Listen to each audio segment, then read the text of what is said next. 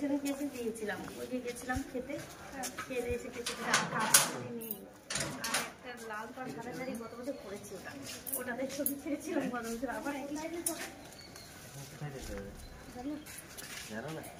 চলো চলো মা,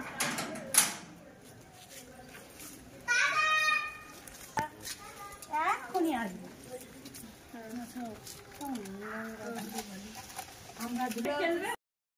হ্যালো ভিউয়ার্স, তোমরা সবাই কেমন আছো? আশা করছি সবাই ভালো আছো। চলে এলাম আবার একটা আমার নতুন ব্লগে। আজকের ব্লগটা হলো শিবরাত্রির ব্লগ। তো এখন আমরা চলেছি একটা মন্দির প্রাঙ্গণে, শিব ঠাকুরের মন্দির প্রাঙ্গণে জল দেবার জন্য শিবের মাথায়। আমার সঙ্গে আছে মৌকে তোমরা চিনবে না, আমি যে বাড়িতে ভাড়া থাকি ওখানে ওরাও থাকে। তো আমরা একসাথে চলেছি এখন জল দেবার জন্য শিব ঠাকুরের মন্দিরে। তো দেখতে পাচ্ছ এখন রাস্তা দিয়ে যাচ্ছি, আর এই সোজা গিয়ে একটা মন্দির আছে, সেখানে আমরা জল দেব। তো চলো দেখতে থাকো ব্লগটা, আশা করছি ভীষণ ভালো লাগবে।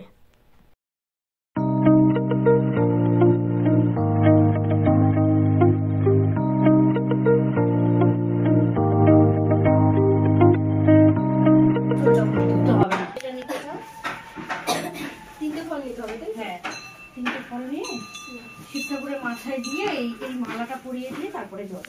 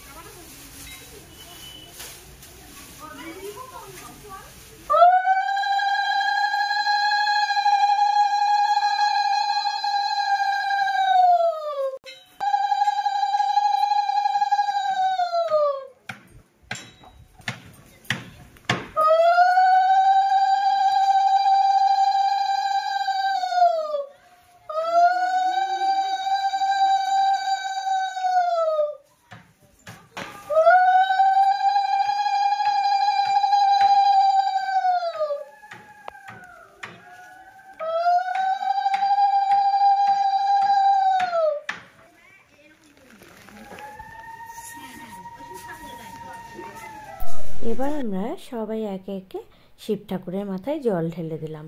তোমাদের দাদা ভাইও দিয়েছিল আর মৌয়ের হাজবেন্ডও দিয়েছিল, কিন্তু তোমাদের সঙ্গে সেটা শেয়ার করা হয়নি। অভিশপ্ত গাছ কেন?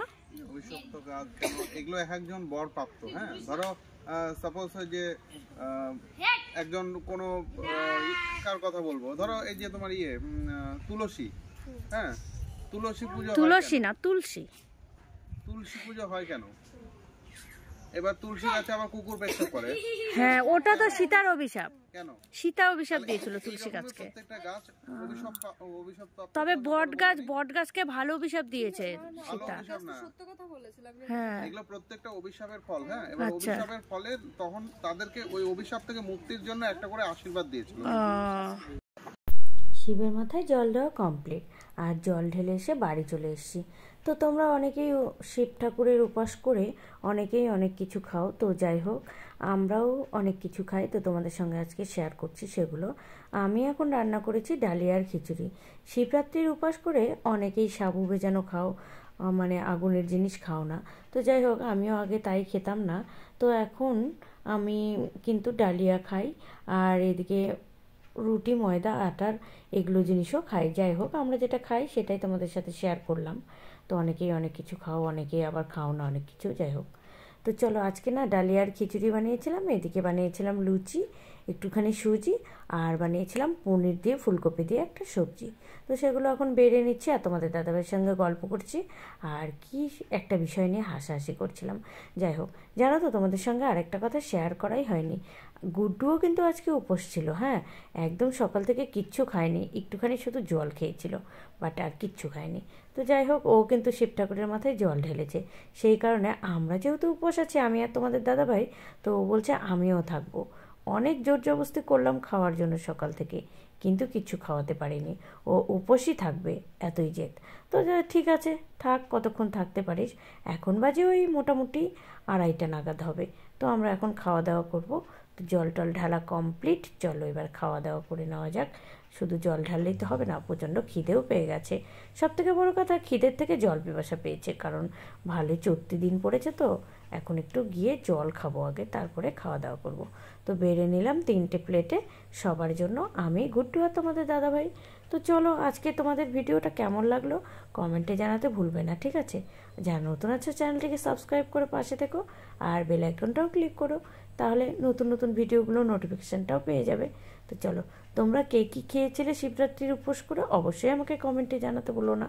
আর চলো, আমি এবার প্লেটে প্লেটে বেড়ে নিয়েছি, ওই রান্নাঘরে যাওয়া যাক। হ্যাঁ, আজকের ভিডিওটা এই পর্যন্ত। দেখা হচ্ছে আবার কালকে একটা নতুন কোনো ব্লগ নিয়ে তোমাদের সাথে। ততক্ষণ পর্যন্ত সবাই ভালো থেকো, সুস্থ থেকো, টাটা।